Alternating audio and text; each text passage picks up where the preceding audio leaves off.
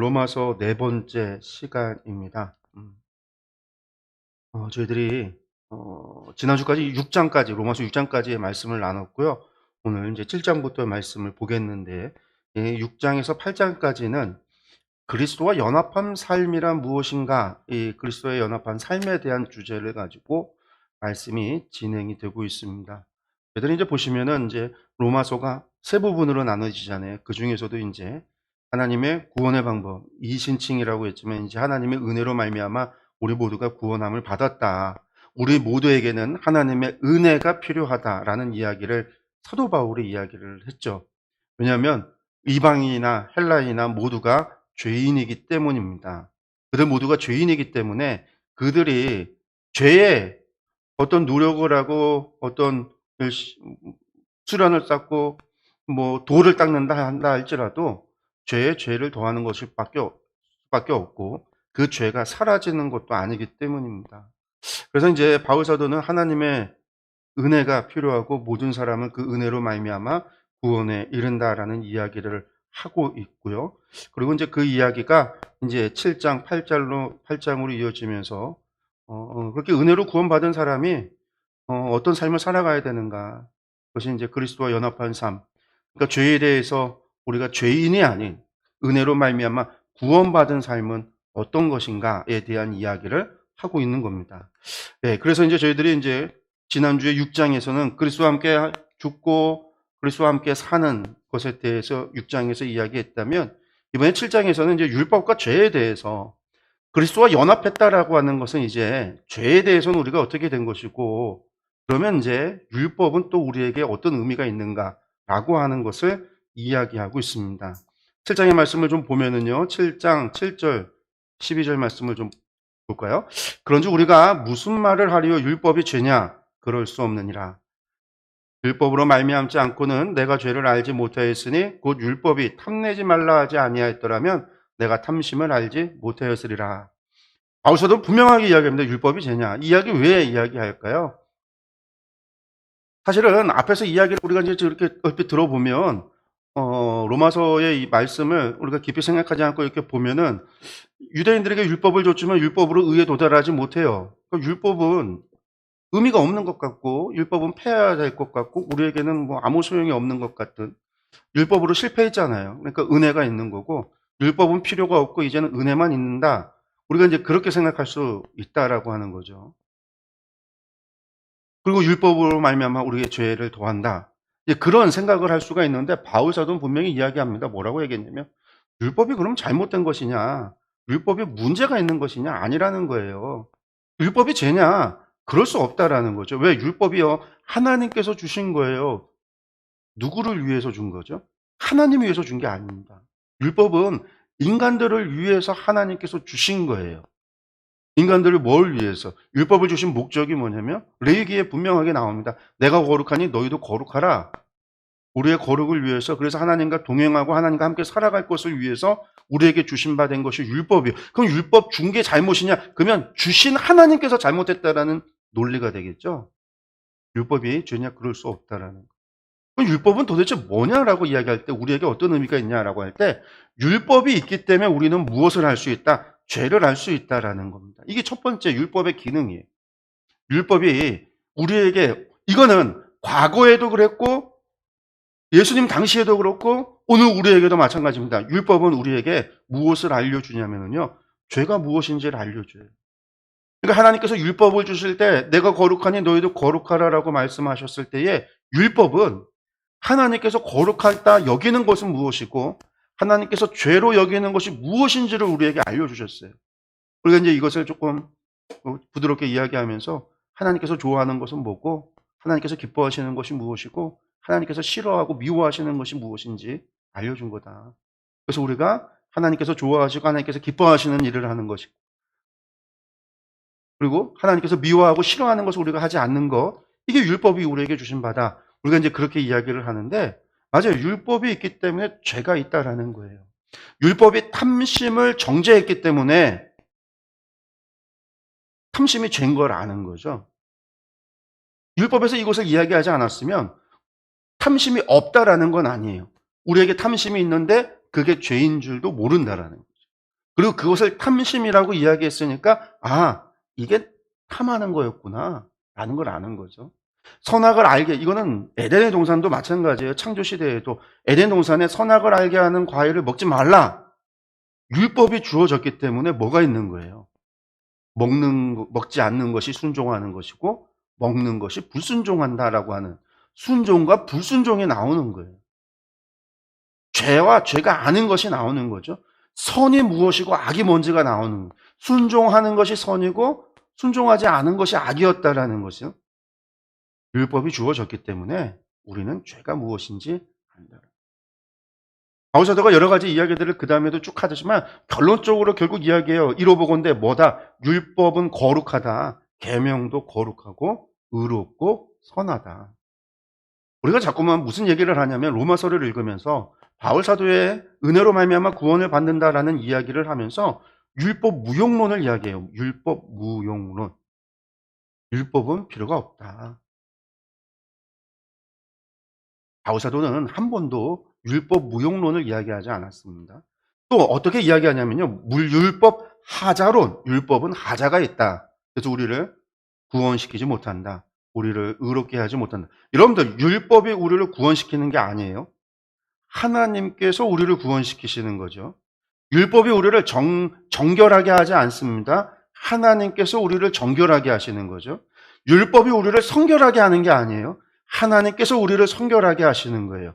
하나님께서 우리를 정결하게 하고 우리를 성결하게 하는 조건이 하나님의 말씀대로 주어진 율법대로 선과 악을 구별하고 율법이 거룩이 구별이잖아요. 선과 악을 구별하고 부정한 것과 정결한 것을 구별하고 이렇게 하나님의 말씀에 순종하고 불순종을 구별해서 하나님 말씀대로 순종하고 살아갈 때에 하나님께서 우리를 정결하게 하시고 하나님께서 우리를 거룩하게 하시는 거죠.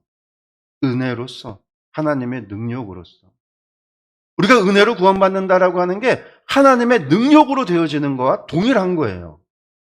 그러니까 율법은 하자가 있는 것도 아니고 율법이 무슨 능력이 있는 것도 아니고 율법이 무슨 어떤 우리를 정결하게 하는 어떤 특별한 그 계명 가운데 그 행위 가운데 능력과 그런 것이 담겨져 있는 게 아니에요. 하나님의 약속이고 하나님께서 그것을 통해서 일하신다라는 것이죠. 그래서 율법은 하나님께서 우리 가운데 역사하심에 통로가 될 수 있어요. 율법을 통해서 우리가 순종하고 하나님 말씀대로 행할 때 하나님께서 일하심을 우리가 경험할 수 있는 우리가 이것을 잘 알고 잘 보게 되어지는 것 가운데 하나가 말라기의 하나님의 말씀이에요. 얼마나 하나님께서 답답하셨으면 너희한테 말라기에서 뭐라고 했죠? 너희가 11조 내봐라. 하나님께서 복을 주는지 안 주는지 너희가 율법에 순종해봐라. 하나님께서 복을 주시는지 안 주시는지 말라기의 11조 이야기가 11조 하면 복 준다. 이거 이야기하는 게 아니라 물론 하나님의 말씀대로 그 하나님의 말씀에 전혀 순종하지 않는 이스라엘 그 백성들을 향해서 하나님께서 지금 화가 나서 답답한 마음에 해봐라. 해보지도 않고 이야기하지 말고 하나님 언제 우리를 사랑했습니까? 그 따위 얘기하지 말고 너희가 순종이라는 걸 해봐라. 내가 그 약속을 지키는지 안 지키는지 내가 언약의 하나님, 헷세드의 하나님인지 아닌지 해봐라. 하나님께서 지금 답답하고 화가 나신 상태에서 하셨던 말씀이 말라기에서 11조 얘기하시는 거예요. 그거라도 해봐라. 그거라도. 바울 사도가 이야기하는 거는 율법의 하자를 이야기하고 율법 무용을 이야기하는 게 아니에요. 여러분들 복음서에도 보면요. 예수님의 말씀 복음서 기자들이 이야기할 때 특히 누가복음 같은 경우 마태복음은 말할 것도 없고요. 누가복음 같은 경우에 재밌는 이야기들이 많아요. 어떤 이야기가 율법학자가 나와서 예수님께 물어요. 주여 우리가 어떻게 해야 영생을 얻습니까? 영생을 어떻게 해야 얻습니까? 어떻게 구원을 받습니까? 예수님 뭐라고 말씀하시냐면요. 나를 믿어라. 내가 길이요 진리요 생명이 나를 믿어. 이렇게 말씀하지 않아요. 누가복음에서 분명히 뭐라고 말씀하셨냐면요. 율법엔 뭐라고 기록되었냐? 율법에 뭐라고 기록되어 있냐는 거예요. 그래서 율법학자가 말합니다. 하나님 사랑하고 이웃 사랑. 그러니까 예수님께서 뭐라고 하시냐? 그렇게 가서 행하라.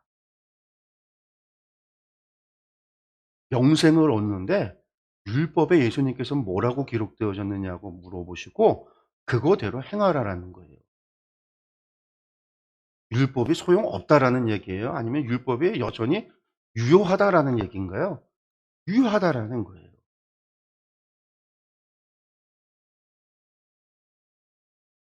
어떻게 유효하는가? 예수 그리스도 안에서 유효한 거예요. 예수 그리스도 안에서.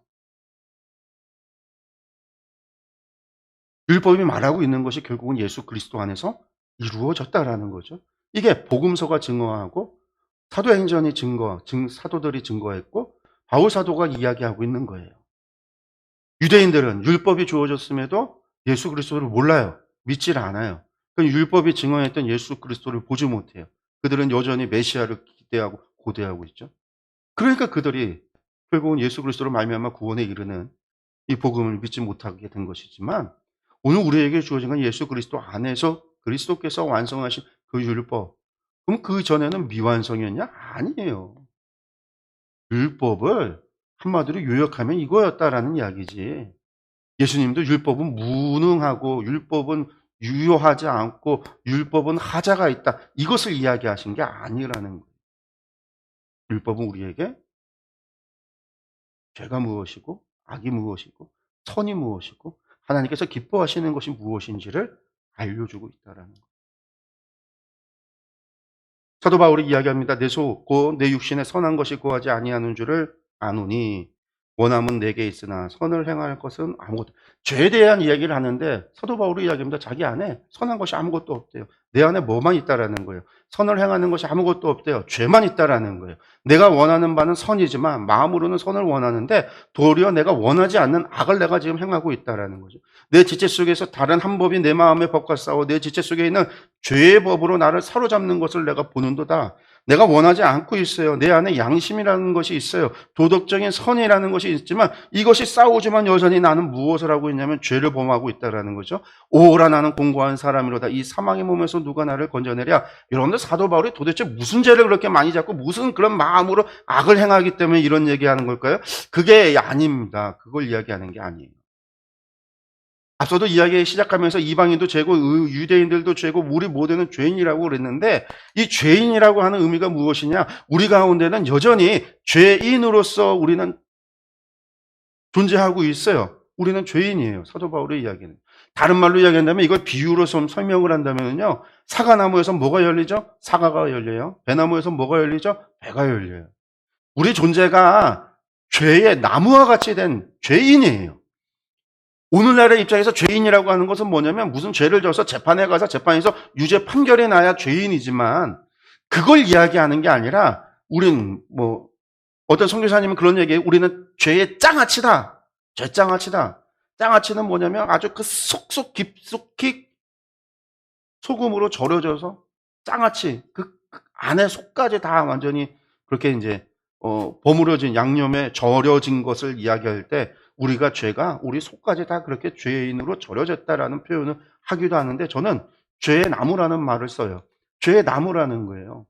본질이 우리는 죄의 나무예요.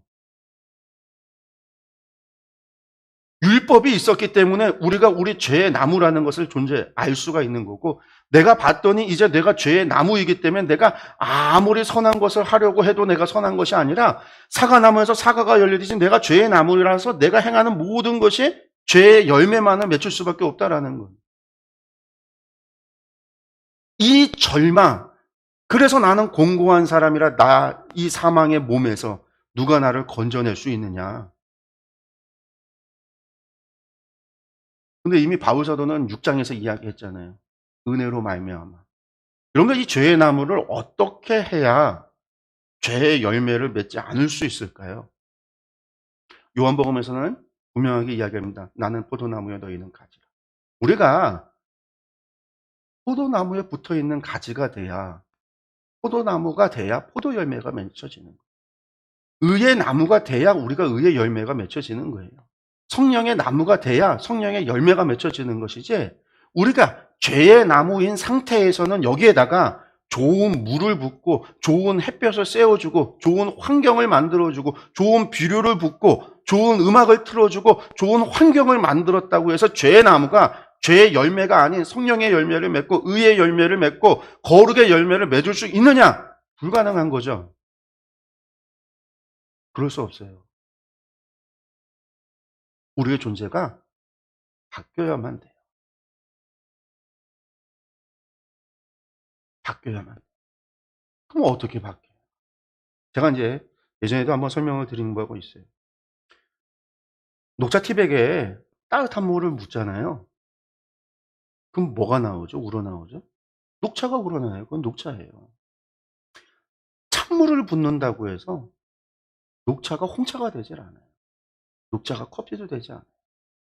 우리의 본질이 그대로인데 따뜻한 물을 붓던 찬물을 붓던 미지근한 물을 붓던 설탕물을 붓던 소금물을 붓던 녹차가 우러나오는 거예요. 우리의 본질이 바뀌지 않으면 안 돼요. 내가 홍차를 마시고 싶으면 녹차를 버려야 돼요. 뭘 갖다 넣어야 돼요? 홍차를 가져와야 돼요. 홍차에 따뜻한 물을 부어요. 커피에다가 나는 커피를 마시는데 커피를 좀 단 커피를 마시고 싶으면은요. 커피에다 커피를 넣어봐야 소용이 없어요. 뭘 넣어야 돼요? 설탕을 넣어야 돼요. 당을 넣어야 돼요.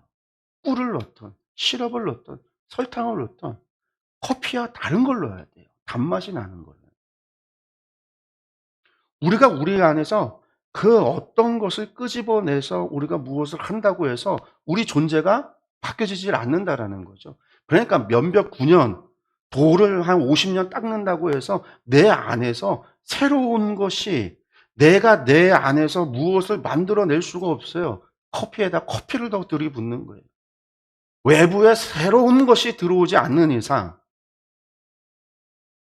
내가 의의 열매를 맺기 위해서는 바깥에서 의가 내 안에 들어오지 않는 이상, 거룩이 내 안에 들어오지 않는 이상, 성령님이 내 안에 들어오지 않는 이상 내 안에 어떠한 변화도 이루어질 수 없어요.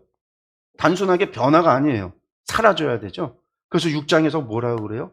이것을 가리켜서 내가 그리스도와 함께 죽고 그리스도와 성령으로 말미암아 그리스도와 함께 사는 것을 이야기했어요. 맞아요. 나무가 환경을 아무리 뭐 뜨거운 물, 좋은 물, 환경을 좋게 한다고 해도 나무가 변하지 않으면 그 본질상 그 나무의 열매가 맺혀지는 거예요. 그 우리의 죄의 나무를 없애고 의의 열매, 성령의 열매, 거룩의 열매를 맺기 위해서는 어떻게 해야 되는가? 우리 존재가 죄인의 존재가 사라지지 않으면 안 돼요. 나무를 베서 없애버릴 수밖에 없어요. 나무가 있고 열매만 좀 따서 없앤다고 죄의 열매가 맺혔으니까 죄의 열매 좀 따서 버리면 되는가? 안 돼요. 이건 회개죠. 시간이 지나면요. 이 나무에서 열매가 또 맺혀진단 말이에요. 가지치기 좀 해서 가지치기해서 되냐고요. 안 돼요. 왜? 나무에서 생명력이 있어서 가지가 또 자라나요. 거기서 또 열매가 있어요. 그러면 나무 몸통이 좀 잘라나면 되는가? 안 돼요. 왜? 그릇두개에서 또 자라난단 말이에요. 어떻게 해야 돼요? 죄의 열매가 맺혀지지 않게 하기 위해서는요. 뿌리째 뽑아 살 죽여야 돼요. 나무를 소멸시키지 않는 이상 여러분들 열매는요. 계속해서 그 나무를 죽이지 않는 이상 죄의 열매는 계속 열리는 거예요. 그럼 도대체 어떻게 내가 죄인인데 내가 나를 죽이면서 내가 살 수 있느냐라는 거예요. 나는 죽고 어떻게 예수로 사는가? 나는 어떻게 죽을 수 있는가? 나는 죽고 어떻게 내가 살 수 있는가? 내가 실제적으로 육체적인 죽음을 하지 않고도 내가 어떻게 죽고 나는 살아갈 수 있는가? 그래서 이제 나오는 얘기가 나는 죽고 예수로 산다라는. 그리고 이제 우리 감리교 목회 선배 목사님 중에 유기성 목사님이라고 선한목자교회 유기성 목사님이 어 이 이야기를 이제 이 제목으로 나는 죽고 예수로 사는 삶, 예수의 사람 해서 뭐 제자 훈련 책도 쓰고 이것에 관련된 그 평생의 목회의 모토인 것 같아요, 모토. 나는 죽고 예수로 사는 삶. 그래서 이제 평생 그분의 설교를 들어보면 항상 그 얘기예요. 나는 죽고 예수로 산. 그래서 이제 선한목자교회 뭐 거기 출신 목사들 뭐 사람들도 늘 하는 얘기가 그거예요. 근데 이거는 모든 그리스도인의 고민, 바울 사도가 얘기하는 나는 죽고 어떻게 내가 죽고 내가 어떻게 살 수 있느냐. 사실 신비죠. 내가 죄의 나무가 사라지고 어떻게 내가 의의 열매를 맺을 수 있는 의의 나무가 되고 성령의 나무가 될 수 있는. 근데 이거는요, 우리가 할 수 있는 게 아니에요. 내가 내 것을 아무리 끄집어내도 뭐를 더한다고요? 죄의 죄를 더하는 거예요. 커피에다가 커피를 더 우려내는 것일 뿐이라는 거죠. 외부적인 의와 거룩이 외부에서의 나의 존재를 소멸하고 내가 새롭게 태어나지 않으면 안 돼요. 그래서 이제 이게 바울 사도가 이야기하는 6장에서 이야기하는 성령의 역사라는 거예요. 내가 죽어졌는데, 죄가 죽어졌는데, 죄의 나무가 소멸됐는데 내가 어떻게 사는가? 이게 이제 하나님의 은혜이기도 한 거죠. 이것은 구약에서 율법을 통해서도 이미 보여주셨어요. 어떻게 해요? 재물을 가지고 와라. 재물 위에다가 머리에 손을 얹어라. 그럼 무슨 일이 일어나요? 사람의 죄가 양에게로 전가된다. 그래서 하나님께서 그 양을 죽이게 하시죠. 죄가 죽음을 통해서 죄를 벌하게 하시는 것을 통해서 우리의 죄를 옮겨가게 하시고 그렇게 우리를 어떻게 만들어 주신다고요? 거룩하게 만들어 주신다고요. 이게 하나님께서 율법을 통해서 보여주셨던 거예요. 약속하셨던 거예요. 이게 하나님의 능력이에요. 사람이 무슨 양이 가져온다고 양에다 머리를 얹는다고 손으로 머리에 손을 얹는다고 해서 죄가 옮겨지고 무슨 말도 안 되는 이야기잖아요. 근데 하나님이 그 일을 하셔서 우리를 거룩하게 해주신다고 하셨어요. 그리고 그것이 예수 그리스도 안에서 어떻게 해요? 우리를 예수 그리스도와 함께 그리스도의 죽음을 우리의 죽음으로 그리스도의 죽음이 우리의 죄인의 죽음으로 그리스도의 부활이 우리의 부활로 그리스도가 다시 소생함이 우리가 다시 그리스도 안에서 다시 살아나면 우리의 죄인이었던 우리가 그리스도 안에서 새 생명으로 성령의 나무로 죄의 나무가 성령의 나무로 변화시키는 것이 하나님의 은혜, 하나님의 역사라는. 그러므로 우리에게서 무엇이 열려질 수 있다고요? 의의 열매가 열릴 수, 성령의 열매가 열릴 수. 내가 하는 게 아니라 내 안에 성령으로 말미암아. 근데 이 모든 것을 우리가 죄인인 줄 알 때 우리가 하나님의 은혜를 사모하게 되는 거고 예수 그리스도의 보혈의 공로를 의지한다라는 표현을 하는데 의지할 수 있는 것도 하나님의 은혜를 사모하는 것도 그 대속의 은혜를 사모하는 것도 무엇에서부터 시작하냐면 나에게 죄가 있고 나는 이러한 아무런 가능성 내가 아무리 노력하고 애쓰고 노력해도 안 되는 내가 면벽을 9년을 하던 40일을 금식을 하던 아니면 돌을 갖다가 평생 돌을 쌓던 그래도 할 수 없는 되지 않는 나는 죄에 있어서 절망 나는 공고한 사람이라는 바울사도의 이야기처럼 죄의 절망을 깨달은 사람만이 하나님의 은혜를 사모할 수 있는 거예요. 그리고 그런 사람을 하나님께서는요. 생명의 성령의 법으로 인도. 이게 8장의 이야기입니다. 이게 이제 8장이 전반부 1장에서 8장까지의 결론이에요. 그 시작이 뭘로부터 시작하냐면 그러므로 이제 그리스도 예수 안에 있는 자에게는 결코 정죄함이 없다. 예수 그리스도 안에 있다라는 사람은 어떤 사람이죠? 6장의 표현으로 하면 그리스도와 함께 죽고 그리스도와 함께 성령 안에서 부활하는 사람. 7장의 표현으로는 내가 죄인인 것을 알고 내가 죄인인 걸 알고 그 절망 안에서 하나님의 은혜를 사모하고 그리스도의 보혈의 능력을 의지하고 예수 그리스도의 복음을 믿는 사람. 그리고 그런 사람은 이제부터는 정죄함이 없다라는 거예요. 왜 정죄함이 없는가? 예수 그리스도의 죽음이 나의 대속의 죽음으로 받아들여지기 때문에 하나님께서 그렇게 받아들여주기 때문에 하나님께서 그렇게 우리를 바꿔주기 때문에 그러므로 이는 그리스도 예수 안에 있는 생명의 성령의 법이 죄와 사망의 법에서 너를 해방했다 라는 거죠. 그리고 율법이 육신으로 말미암아 연약하여 할 수 없는 그것을 하나님은 하시나니 그래요. 율법으로는 할 수 없어요. 율법은 우리에게 죄인이다, 죄인이다, 죄인이다, 죄인이다라는 걸 알려주지 죄인이 죄나무이다, 네가 죄나무이다라는 것을 알려주는데 죄나무인 우리를 바꿔주지는 못해요. 율법은. 율법은 죄가 무엇인지를 깨닫게 하지만 그 우리를 바꿔주지는 못해요. 그러나 하나님께서는 하시는 거죠. 하나님의 은혜. 곧 죄로 말미암아 자기 아들을 죄 있는 육신의 모양으로 보내어 육신의 죄를 정하사 육신을 따르지 않고 그 영을 따라 행하는 우리에게 율법의 요구가 이루어지게 하려 하십니다. 율법의 요구, 죄의 벌을 예수 그리스도로 말미암아 대속의 죽음을 그것을 통해서 우리가 하나님 앞에 구원받을 수 있도록 하시는 그것을 이루게 하십니다라는 이야기입니다. 그러고 나서 이제 이것은 우리 안에서만 이루어지는 일이 아니에요. 로마서를 보면은요, 19절에 피조물이 고대하는 바 하나님의 아들들이 나타나는 것이다. 이게 뭐냐면은요, 에덴 동산에서 아담과 하와가 범죄하고 나서요, 죄가 우리 가운데 들어오고 사망이 이 땅 가운데 들어왔어요. 하나님이 만든 피조 세계의 사망이 죄가 들어왔어요. 그러고 나서 아담과 하와만 타락한 게 아니라 모든 피조물이 어떻게 됐어요? 땅에서 엉겅퀴가 나고 가시를 내고요. 이젠 수고하지 않으면 소출을 얻지 못하고요. 자연도 피조하는 세계도 죄로 말미암아 사망에 이르는 인간만이 돌아 죽어가는 게 아니죠. 세계의 모든 것들도 사망에 이르는 타락한 세상으로 바뀌어 버렸다. 그래서 이제 이게 하나님 예수 그리스도로 말미암아 우리가 회복되어지고 새천조의 회복이 이루어질 때 어떻게 이루어져요? 온 피조 세계도 하나님께서 새롭게 창조하시는. 그래서 이제 계시록 20장 이하에 보면은요. 이 땅이 어떻게 새 하늘과 새 땅 가운데 하나님의 새 천지 창조가 이루어지는 것으로 성경의 이야기가 끝이. 근데 그것을 표현하는 거예요. 피조물도 고대한다. 누구를? 하나님의 아들들이 나타나서. 이는 이제 성도죠. 성도. 하나님의 자.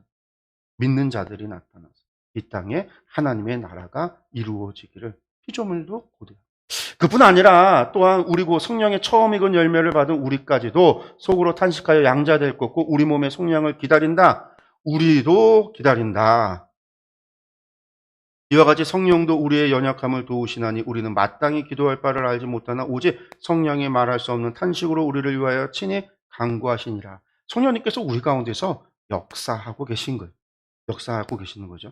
그런데 제가 지난번에 성령님께서 우리 가운데서 탄식하신다, 우리 가운데서 역사하신, 그러니까 하나님 성령님께서 우리 가운데서 근심하신다. 이게 우리 가운데 성령님이 계신 증거다라고 그랬죠. 어떤 탄식과 근심을 하신다고 그랬어요. 하나님의 일을 하지 못하는 것, 신앙과 믿음을 지키지 못하는 것, 하나님이 기뻐하시는 일을 행하지 못하는 것, 우리가 범죄하거나 죄 가운데 있거나 부정한 것을 접하거나 우리가 잘못된 길에 들어섰을 때 성령님께서 그것을 인해서 근심하신다.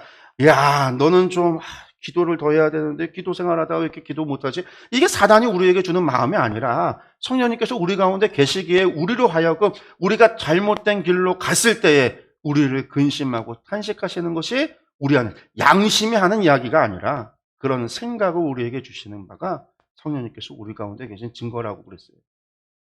이게 성령님이 우리 가운데 계시기 때문에 이루어지는 일이에요. 그리고 성령님이 우리 가운데 왜 계셔요? 우리가 그것을 어떻게 할 수 있어요? 어떻게 알 수 있고 언제부터 계시기 시작한 거죠? 6장에서 시작했잖아요. 우리가 그리스도와 함께 세례를 받음으로 말이에요. 6장에서 말하는 세례는 믿음의 신앙의 고백을 하고 진실로 주님을 믿음으로 말미암아 우리식으로 오늘날 이야기한다면 우리가 주님을 만나는 체험을 회심의 체험을 했던 그날부터 성령님께서 우리 가운데 이미 와 계시다고요. 그 성령님께서 우리 가운데에서 우리 몸을 지금 우리의 죄의 나무를 없애고 치워버리고 우리를 성령의 충만한 나무로서 성령의 열매, 의의 열매를 맺는 하나님의 거룩한 성도로 바꾸시기를 원하시는 성령님께서 우리 가운데 계시다 그러고요. 그런데 내 안에 계시지만 나는 성령의 열매를 못 맺는 것 같고 나의 삶은 거룩과 의로운 삶인 것 같지 않고 나는 계속 실패의 삶을 살아가고 있는 것 같고 왜 그럴까요?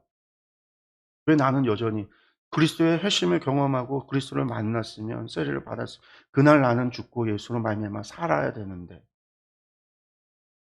여러분들 왜 그럴까요? 그게 의미하는 거는 성령님이 오셔서 우리 몸을 차지하고 우리의 생각과 뇌를 지배해서 우리를 로봇으로 만들고 성령님께서 조종하는 게 아니에요. 우리는 여전히 우리의 자아가 있단 말이에요. 우리 몸이, 우리의 생각이, 내가 존재하고 있어요.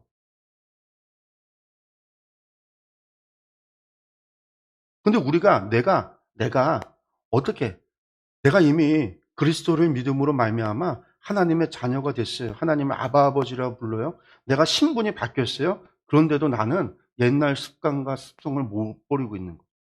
내가 잘 모르고 있는 거예요. 신분이 바뀌었는데 이제 하나님의 나라, 하나님의 백성으로 권리 행사를 하면서 살아갈 수 있는데 나는 여전히 나는 그지인 줄 알고 살아가는 거죠. 알고 봤더니 내가 왕의 아들이야. 왕자야. 근데 나는 여전히 거지같이 살고 있어요. 누군가가 자꾸 얘기를 해 줘요. 목사님이 얘기해 줘요. 설교 시간에 얘기해 줘요. "여러분들 하나님의 자녀입니다." 근데 나는 여전히 나는 거지야, 나는 거지야. 옛날의 습성을 버리지 못하고 옛날 거지같이 살던 그 습관을 버리지 못하고 죄인의 습관을 버리지 못하고 모양은 궁궐에 들어가서 살아가는데 말과 행동은 여전히. 여러분들 그렇게 살아가기 위해서는요. 어떻게 돼야 돼요? 우리나라 역사에도 철종이라고 하는 사람이 있잖아요. 조선시대 말에 철종이라고 하는 사람이 강화도에서 살던 나무나 캐고 나무나 자르고 하던 철종이 어느 날 갑자기 왕이 됐단 말이에요. 왕이 사람이 없어서 철종을 데려다가 왕으로 세웠단 말이에요. 그러면 어떻게 해야 돼요? 강화도에서 들에서 살던 습성대로 왕궁에서 살면 안 되죠. 어떻게 살 왕의 살던 법도대로 말하는 법부터 옷을 입는 법부터 밥을 먹는 것, 걸음걸이 뭐 이런 거 하나하나를 다 배워야지만 근데 나 이거 다 때려치고 옷 다 벗고 그냥 내가 편하게 살고 싶어." 이래서는 안 돼요. 우리는 민수기를 보고 있지만 애굽에서 살던 모습 그대로 와서 살면 안 된단 말이에요. 하나님의 말씀대로 살아가는 법을 배워요. 레위기 말씀 보면요. 하나님께서 "반드시 죽여라."라고 하는 법을 주실 때 그 법은 어떤 거냐면요. 애굽에서 살던 습성, 가나안 족속에 들어가서 그들의 삶을 본받을 것 이것들 다 죽이라고 그랬어요. 그거 본받으면요. 그게 인제 음란한 죄들 막 그런 인제 막 우상 숭배에 관련된 것들 이런 것들은 반드시 죽이는 법으로 만들어 놨어요. 바뀌어야 된다라는 거예요. 바뀌어야 된다. 이 바뀌어지는 과정이 내가 여전히 있고 성령님도 내 안에 계시고 내 법과 성령의 법이 계속 나는 여전히 내가 하나님께서 나를 바꾸셔서 이제는 하나님의 백성으로 만들어 주셨고 나를 정결한 하나님의 백성으로 우리의 죄를 다 대속해 줘서 나는 이제 더 이상 죄의 나무가 아닌 존재로 우리를 만들어 주셨음에도 불구하고 나는 여전히 옛날 살던 나를 위해서 살던 나의 욕심과 나의 목표와 나의 꿈을 위해서 살아가던 내가 여전히 나를 위해서 살아가고 있을 때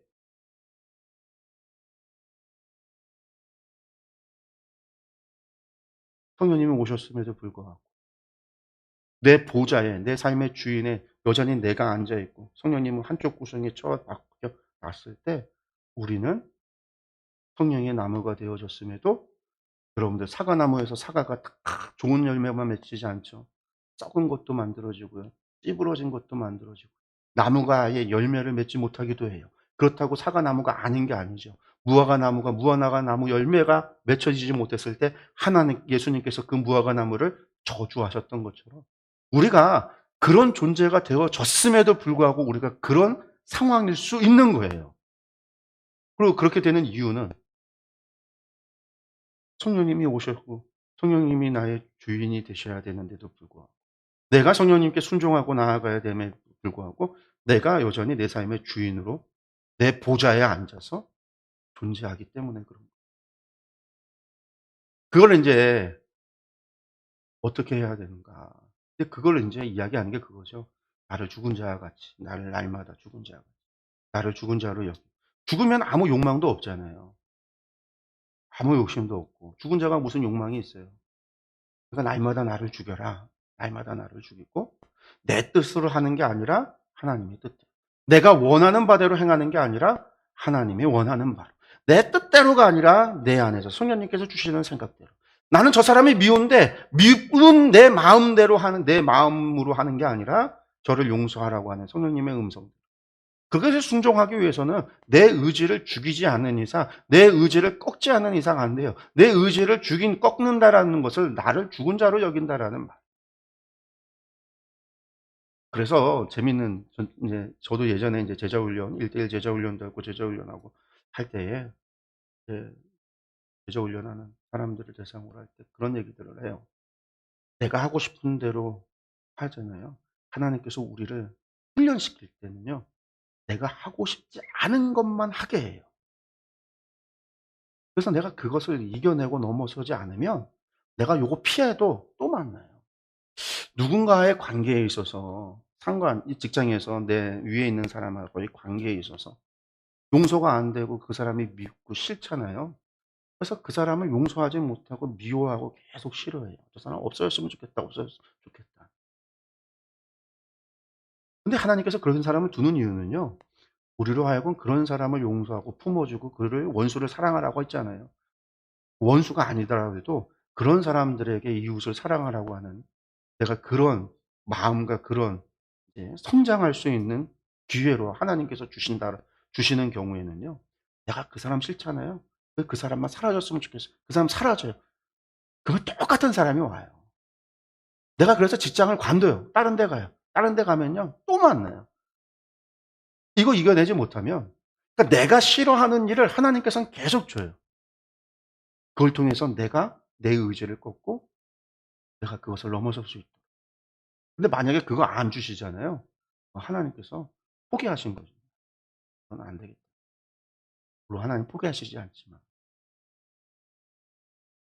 그래서 이제 그런 얘기들을 좀 해요. 그래서 우리가 하나님께서 우리의 신앙을 성장시킬 때 하나님 우리가 다 성장하기를 원해요. 하나님께서는 우리가 장성한 분량에 이르기까지 다 자라나기를 원하시잖아요. 그래서 우리에게 끊임없이 나의 의지를 꺾어요. 내가 하고 싶지 않은 바로 그 일을, 바로 그 사람을, 바로 그 상황을 끊임없이 우리에게 준다.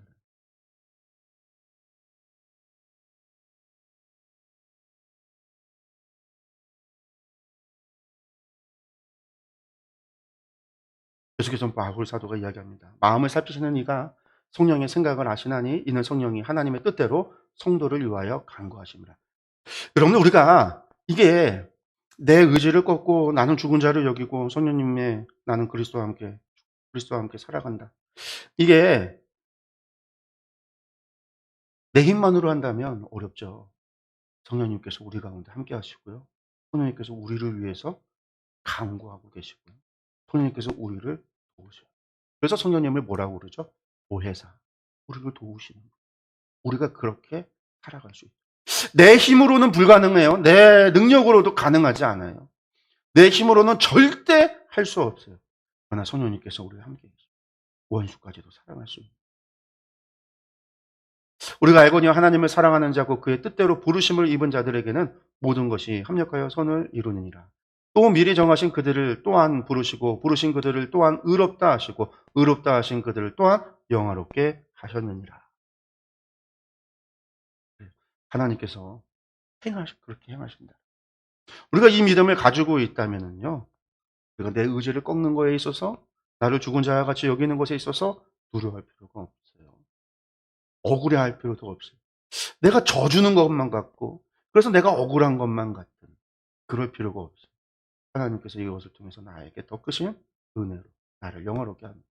제가 이제 그런 얘기 했잖아요. 부부싸움하고 나면, 다른 사람 누군가가 싸우고 나면 기도하는 사람이 진다고요. 왜? 기도하면 하나님이 풀으라고 하니까. 용서하라고 하니까. 내가 잘못한 게 아닌데도 불구하고 내가 화해하기 위해서는요, 미안하다라는 말을 할 수밖에 없어요. 그리고 우리가 미안하다는 말을 하기 싫어해요. 자존심이 걸려 있어서 싸우고 나면 내가 지는 것만 같고. 근데 기도하면 반드시 먼저 용서하라고 그러고, 먼저 미안하다라고 그러고, 먼저 화해의 손을 내밀라고 그러고, 먼저 하라고 그래요. 이 먼저 하는 게 정말 하기 싫단 말이죠. 사람은 누구나 먼저 하면 지는 것 같으니까.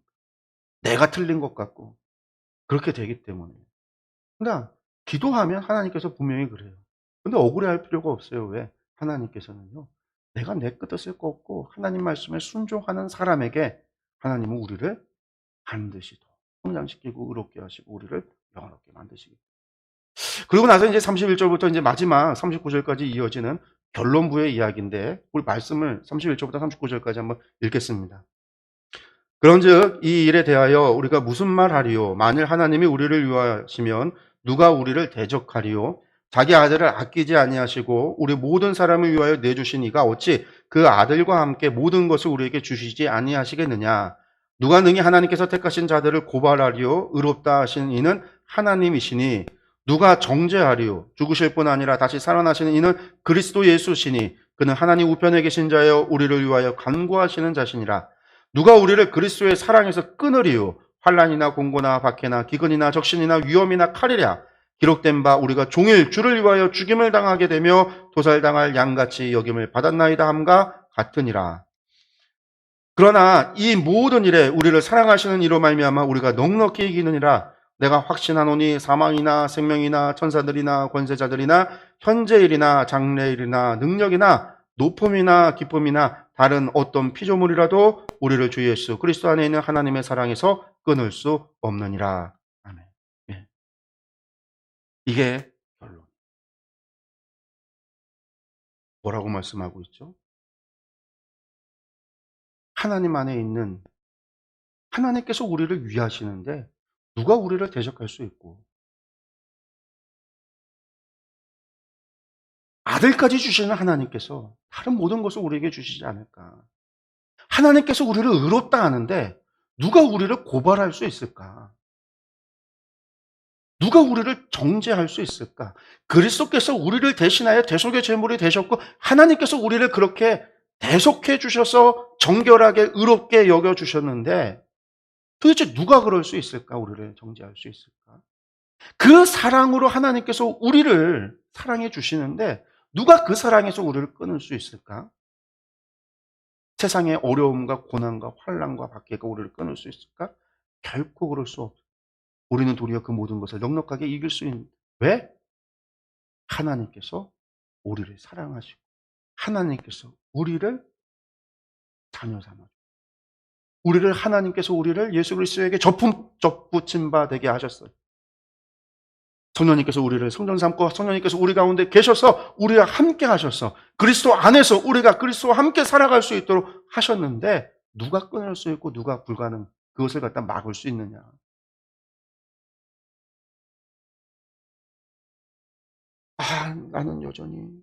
나는 여전히 그리스도인 같지 않고 나는 여전히 불의한 것 같고 나는 여전히 여러분들 나는 여전히라고 생각한다 할지라도요. 하나님은 우리를 위해서 독생자 예수 그리스도 이미 주셨어요.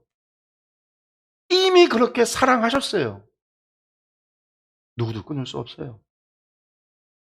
그 사랑으로 우리를 바라보시고 지키시고 보호하시고 우리가 결단하면 되는 일이죠.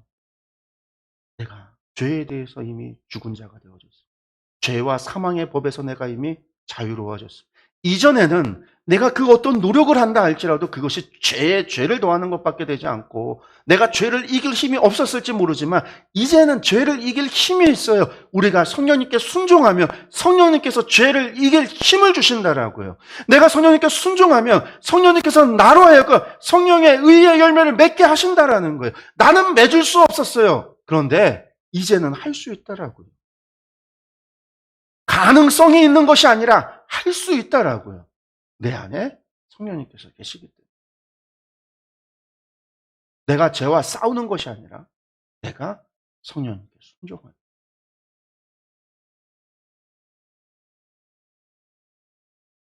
이것이 1장에서 8장까지 그 하나님의 은혜로 말미암아 우리가 구원받은 것에 대한 이야기였습니다. 그리고 나서 이제 9장에서부터 11장까지는요. 이스라엘의 구원에 대한 이야기를 하고 있어요. 하나님의 은혜로 말미암아 되어졌다.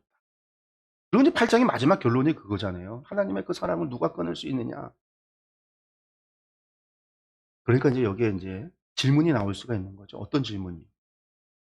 이스라엘은 실패한 게 아닙니까? 이스라엘은 어떻게 된 거죠? 이런 질문이 나올 수 있다. 바울이 살아있을 때는 그래도 여전히 예루살렘 교회뿐만 아니라 많은 유대인들이 교회의 구성원이었어요. 그리고 그 유대인들로부터 유대인, 기독교인 그 사도들로부터 복음이 전해졌잖아요. 그렇지만 이제 시간이 지나면 어떻게 되죠? 유대인들은 교회에서 사라져 버려요. 나중에는 이제 교회 가운데 유대인이 없어요. 지금은 다시 또 유대인들 가운데 그리스도인들이 생겨나고 있지만 더 이상 역사 가운데 유대인 기독교인들의 존재는 무의미해져 버려요. 이방인 기독교, 로마 기독교.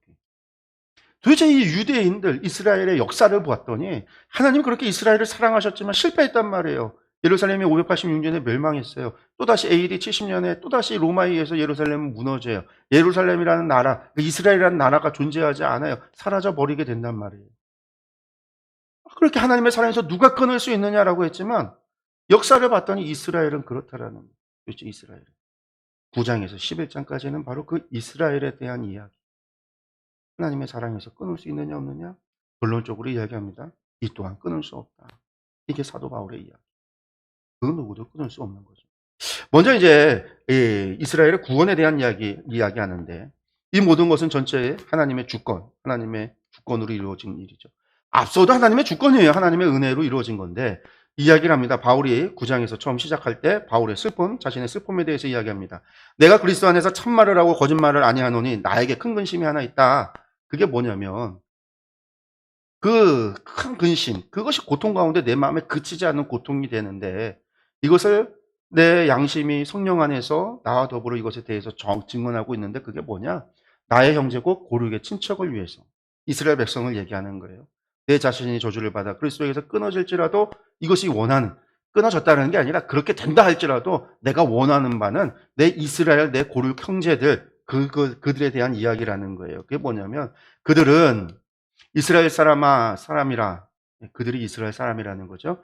그들에게는 양자됨과 영광과 언약들과 율법을 세운 것과 예배와 약속들이 있었고 구약에 있었던 거 아니에요. 하나님께서 그들을 택하여 백성 삼아 주시고 언약과 율법을 주시고 예배도 주시고 약속도 다윗의 약속도 주시고 레위인의 약속도 주시고 신의 산의 언약도 주시고 하나님 주셨단 말이에요. 조상들도 그들의 것이요 육신으로 하면 그리스도가 그들에게서 나셨고 예수님도 유대인으로 오셨단 말이에요. 그는 만물 위에 계셔서 세세의 찬양을 받으실 하나님이시라. 하나님의 것이 그 모두가 하나님의 것이었어요. 그런데 그들이 지금 멸망받을 수밖에 없는 운명에 처해 있단 말이에요.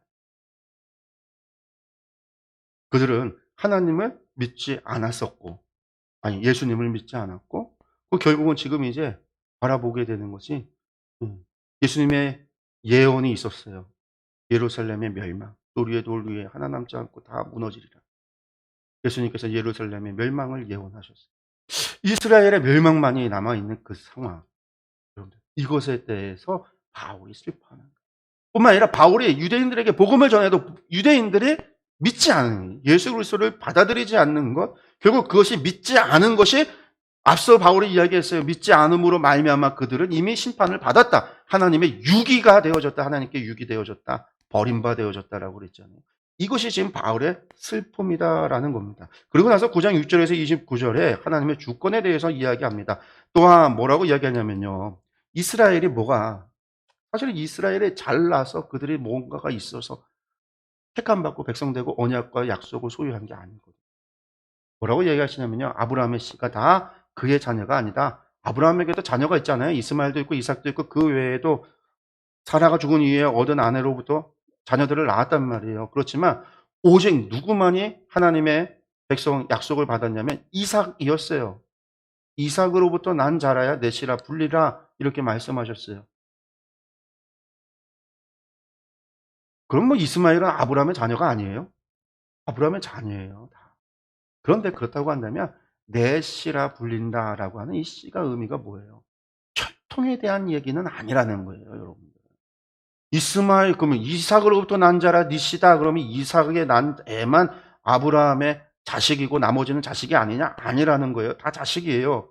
혈통으로 DNA 분석 유전자 DNA 다 분석하면 아브라함의 우리 DNA 분석하면 99% 일치합니다. 나올 거 아니에요. 혈통으로 육으로의 얘기가 아니라는 거죠. 그러니까 이삭이 아브라함의 자녀가 되고 내 씨라고 불리게 되는 것은 이삭이 아브라함의 무엇을 잊고 있기 때문에 아브라함의 믿음을 이어가기 때문에 이 또한 믿음인 거죠. 그러니까 육신의 자녀가 하나님의 자녀가 아니라는 거예요. 혈통의 자녀가 하나님의 자녀가 아니라는 거예요. 이스라엘이 아브라함의 혈통을 가져서 하나님의 백성이 된 게 아니라는 거예요. 약속의 자녀가 씨로 여겼어요. 약속의 자녀가 그 약속을 아브라함이 믿었기 때문에 그 약속을 믿는 그 믿는 자가 씨로 여김을 받는다라는 얘기예요.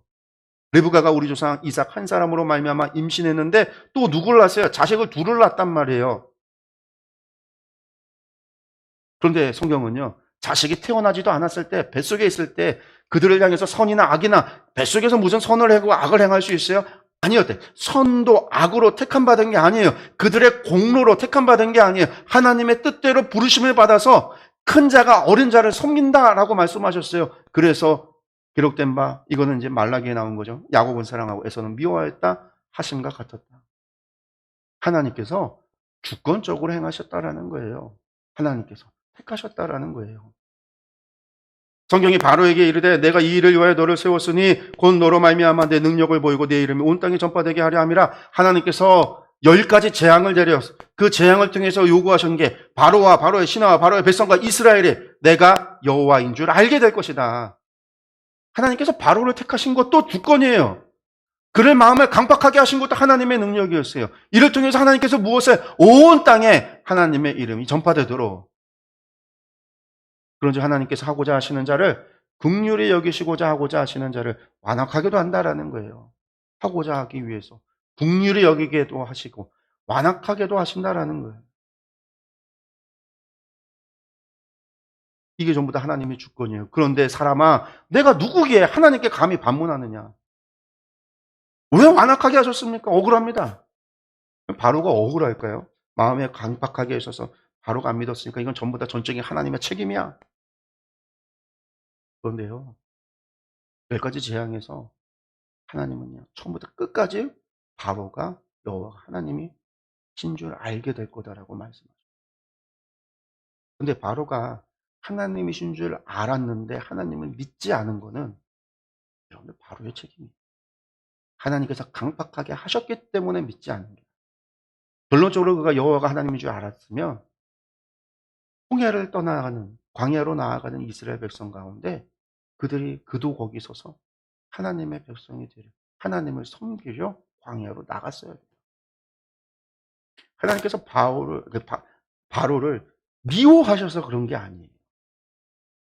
바로는 가장 하나님의 이적의 중심에서 여호와가 하나님인 줄 아는 은혜를 받은 거죠.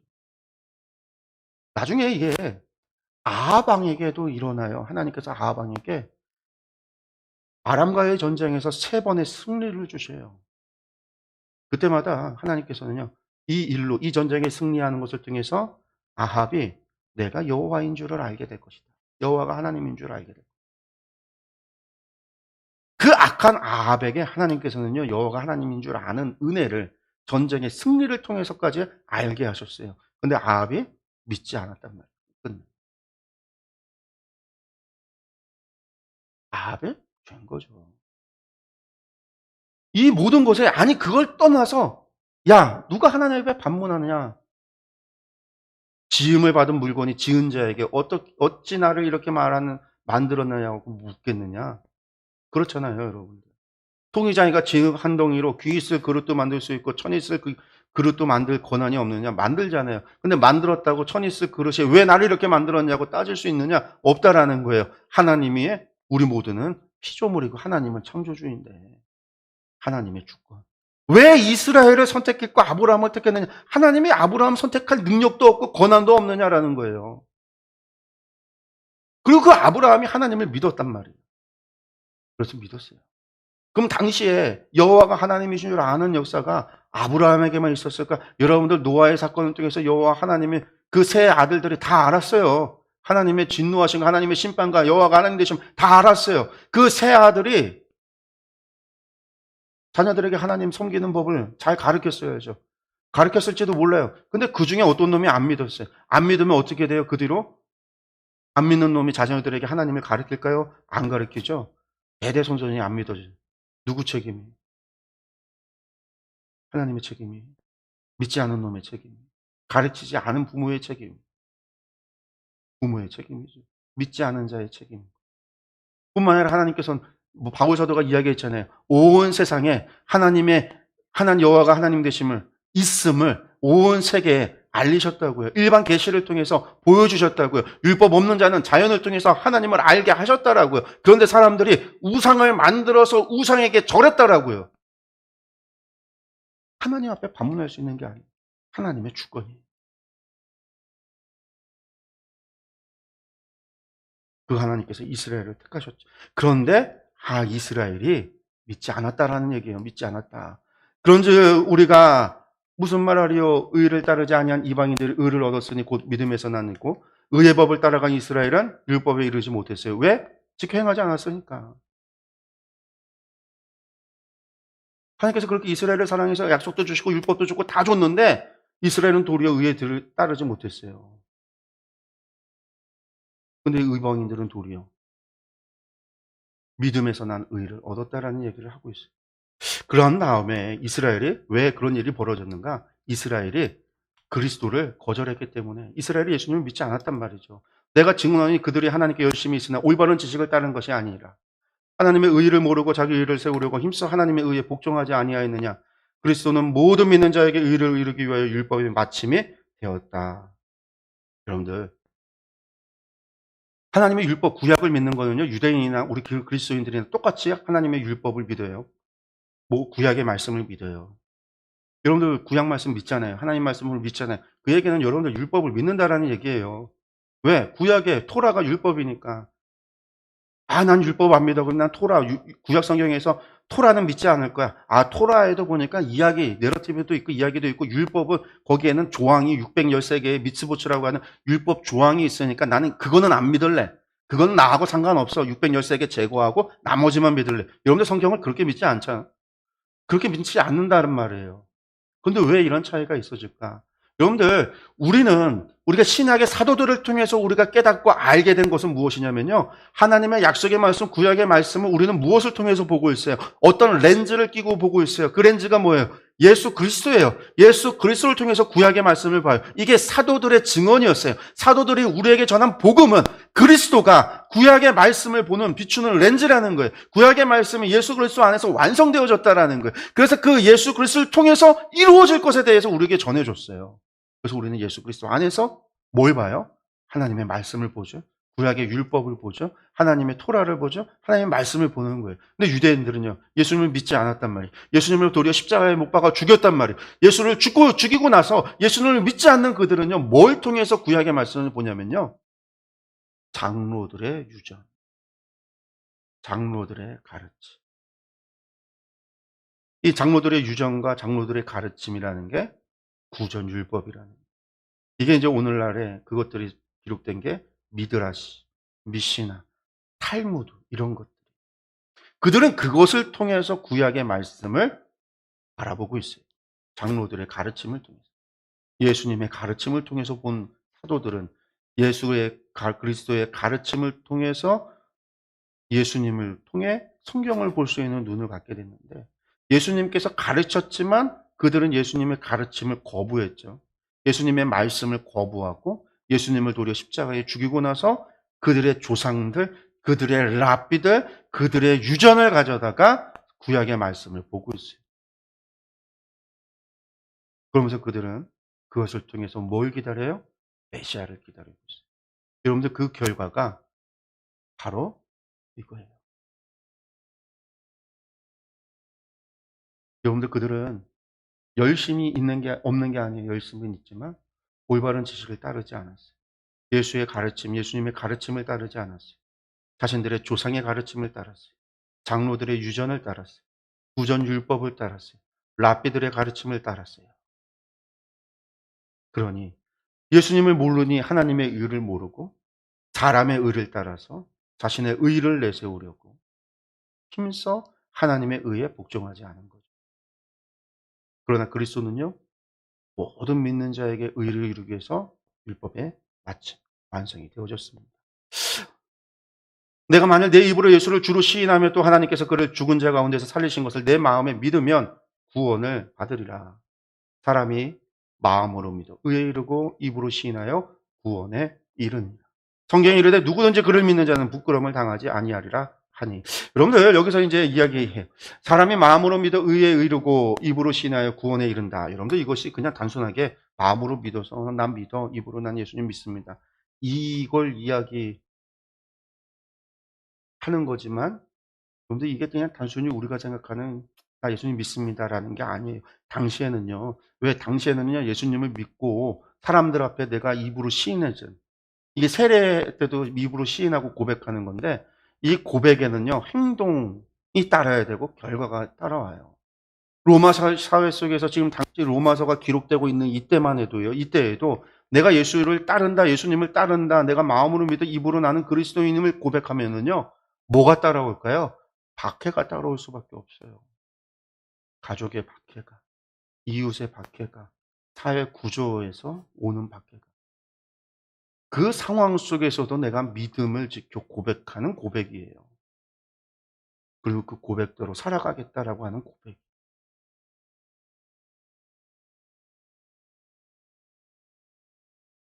그러면서 유대인이나 헬라인이나 차별이 없다. 모두가 주께서 모든 사람의 주가 되사 그를 부르는 모든 사람에게 그러니까 하나님의 은혜가 유대인이나 헬라인이나 뭐 죄에 있어서 유대인이나 헬라인이나 모두가 죄인인 것처럼 하나님의 은혜로 우리가 유대인이나 헬라인이나 차별이 없었던 것처럼 오늘 우리가 이스라엘의 구원을 얘기하지만 이스라엘이 그리스도를 거절했어요. 하나님께서는 유대인이나 헬라인이나 차별이 없이 모든 믿는 자에게 그들에게 의를 주셨다. 예수 그리스도를 믿는 자에게 그들을 의로 여기시고 하나님의 백성으로 삼으셨다. 예수 그리스도로 말미암아. 유대인은 어떻게 해요? 그리스도를 믿지 않는다고 그랬잖아요. 유전을 따라서 장로들의 가르침을 따라서 여전히 할례를 행하고 안식일을 지키고 법을 지킴으로 말미암아 의에 이를 수 있고 하나님의 백성이 된다라고 이야기하고 있죠. 근데 그것으로는 안 돼요. 이미 예수님을 보내주셨어요. 하나님께서. 이미 이루어진 사건이. 그래서 예수 그리스도를 통해서 이루신 그 완성, 그 율법을 통해서 하신다라고 말씀하는데 여전히 과거에 어리석은 거죠. 어리석. 그러고 나서 이제 11장에서 이스라엘의 회복. 그럼에도 불구하고 하나님께서 그 사랑을 끊을 수 있느냐? 이스라엘은 하나님을 갖다가 외면했지만 하나님 끊을 수 없죠. 그래서 이야기하는 겁니다. 이스라엘의 남은 자가 있다. 그러므로 내가 말하니 하나님이 자기 백성을 버릴 수 있느냐? 그럴 수 없다. 그럴 수 없다라는 거예요. 하나님이 미리 아신 자기 백성을 버리지 아니하셨다라고 이야기하는 거죠. 그러면서 이제 엘리야의 이야기를 하면서 엘리야에게 어떻게 해요? 아합에게 우상에게 절하지 않은 7천 명을 남겨두셨던 것처럼 하나님께서 뭐라고 말씀하시냐면 지금도 은혜로 택하심을 따라 남은 자가 있다. 이스라엘 가운데 다 그렇게 된 게 아니라 믿는 자기도 이스라엘인이잖아요. 나와 같이 지금도 믿는 자, 유대인들 가운데 믿는 자, 남겨진 자 그런 사람들이 있다라는 이야기를 하죠. 그리고 또 뭐라고 얘기하냐면 이방인에 구원하셔서 하나님께서는 또 이스라엘도 구원할 거다. 어떻게 해요? 하나님께서 이스라엘을 구원시켜서 어떻게 이스라엘이 시기가 나서 이스라엘 이방인들이 하나님의 때 복을 받고 은혜를 받고 구원을 받고 이들의 잘됨 하나님이 주신 복을 통해서 이루어지는 것을 보고 이스라엘이 도리어 시기가 나서 돌아오더라. 그렇게 이스라엘을 구원할 거예요. 그러면서 이제 11장 결론입니다. 마지막에 하나님 앞에 영광을 돌리죠. 깊도다 하나님의 지혜와 지식의 풍성함이요. 그의 판단은 헤아리지 못할 것이고 그의 길은 찾지 못할 것이로다. 누가 주의 마음을 알았느냐? 누가 그의 모사가 되었느냐? 누가 주께 먼저 드려서 갚으심을 받겠느냐? 이는 만물이 주에게서 나오고 주로 말미암고 주에게로 돌아갑니다. 그에게 영광이 세세에 있을지어다. 아멘. 그래서 이게 지금 전반부 11장까지 이야기의 마지막. 하나님을 향한 찬양으로 끝이 납니다. 그래서 하나님의 주권으로 되어진 일이에요. 누가 하나님의 마음을 알고 그의 지혜를 알 수가 있겠어요? 하나님께서 그렇게라도. 사실은 바울 사도가 이렇게 이야기하지만 정말 하나님은 바울 사도의 이야기에만 매여 있지 않으세요? 그거 너머에 더 큰 하나님의 계획과 그것을 누가 다 알 수 있겠어요? 바울이라고 다 알 수 있을까요? 아니죠. 그렇지만 하나님께서는 그 사랑, 독생자를 주시기까지 사랑하시는 그 하나님의 사랑에서 그 무엇도 그것을 끊을 수 없음을. 그 하나님께서는 분명히 이스라엘 다시금 회복시킬 것이라는 소망이 바울 사도에게 있는 거죠. 예, 여기까지 이야기 오늘 강의 11장까지 이야기를 하겠습니다. 그래서 하나님의 구원, 하나님의 그 은혜, 그 사랑으로 말미암아 되어졌던 하나님의 그 구원에 대한 이야기를 했고 그리고 이스라엘 하나님의 주권적인 선택이었지만 이스라엘이 예수 그리스도를 버림으로 말미암아 예수님의 가르침을 버리고 예수님을 믿지 않음으로 말미암아 그들이 잘못된 선택을 가졌지만 하나님께서는 그들도 끝끝내 구원하실 것이다. 그 사랑에서 끊지 못할 것이다. 라고 하는 믿음의 확신 속에서 바울 사도가 이스라엘 구원에 대해서 이야기하고 있다. 근데 중요한 거 여기서는요. 이스라엘 구원이지만 그 모든 일이 하나님의 주권으로 되어집니다. 하나님의 그러니 하나님 무슨 왜 예수님을 믿어야지만 구원 이 또한 하나님의 주권이에요. 하나님께서 그렇게 만드신. 구약에 왜 언약과 율법으로 하나님의 주권이에요. 창조주가 그 정도의 권한도 없느냐. 어떻게 우리가 예수님을 대속의 제물이 예수님의 대속의 제물이 돼서 우리가 구원을 받을 수 있죠. 하나님의 능력이에요. 하나님은. 하나님께서 그렇게 우리의 죄를 벌하시면서 죄의 벌을 하시면서도 우리를 살리시는 우리가 죽으면서도 우리가 다시 살아갈 수 있는 하나님의 은혜였다라는 걸 우리가 기억했으면 좋겠습니다. 오늘 여기서 강의 마치고요. 다음 주에 이어서 12장부터 나머지 부분을 하겠습니다. 기도하겠습니다.